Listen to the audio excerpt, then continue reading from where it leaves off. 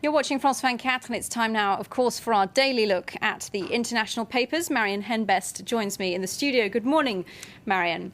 Now, Iraq, of course, is making the headlines today on the 5th anniversary of the US-led invasion. Britain is still also bogged down in that war. What are the papers there saying about this marker? Well, the Daily Telegraph talking about change around from Gordon Brown last year after the promise that the number of British troops in the country would be reduced to 2,500 by the spring. Now it seems, apparently, that there will be 4,000 up until the end of the year. So some anger about that. The Daily Telegraph carrying an article saying that Brown is breaking his promises. He's playing cynical politics game and using the British military as a political football. So especially after there was such a big thing made of the reducing the troops last year, this has come as a bit of a shock to some, it seems.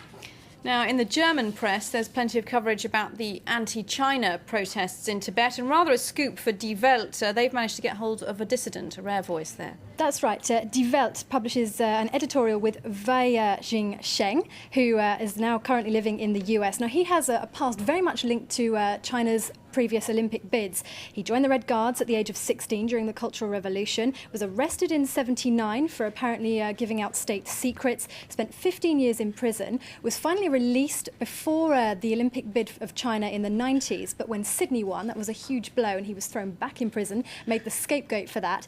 Now he's back out again since '97 and he's really having a go at Jacques Rogge, the director of the Games Committee, the IOC, saying that we should be standing up against China and boycotting the Olympics because we really need to change around China's human rights records. And Rogge has famously said that it's because this would be against Olympic spirits if we were to boycott the Games. But apparently now is the time to stand up, according to Sheng, and a very scathing article there about how he thinks that we should be moving forward on this one.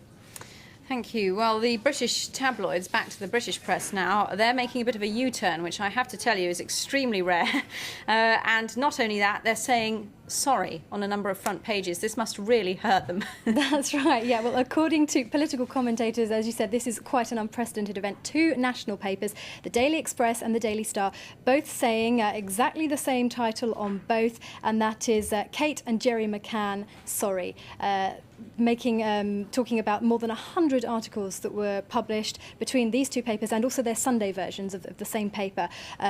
Articles published indicating that perhaps Kate and Gerry McCann had something to do with the disappearance of their daughter, something which they've always denied. And now the papers have come out and said there was no evidence to support this theory, and some of these articles were grossly defamatory. So it'll be interesting to see how sale figures are affected by that, what the public will make of this now that they've made a turnaround.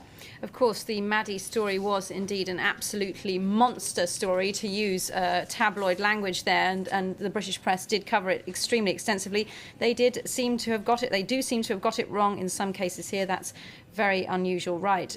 Moving on, Marion, love can be very fickle, it seems, especially if you're a swan. Tell us about that. Yes. Back to the German press and Der Spiegel, publishing the story of Petra, the black swan, who fell in love with a big, giant white swan paddle boat on her lake.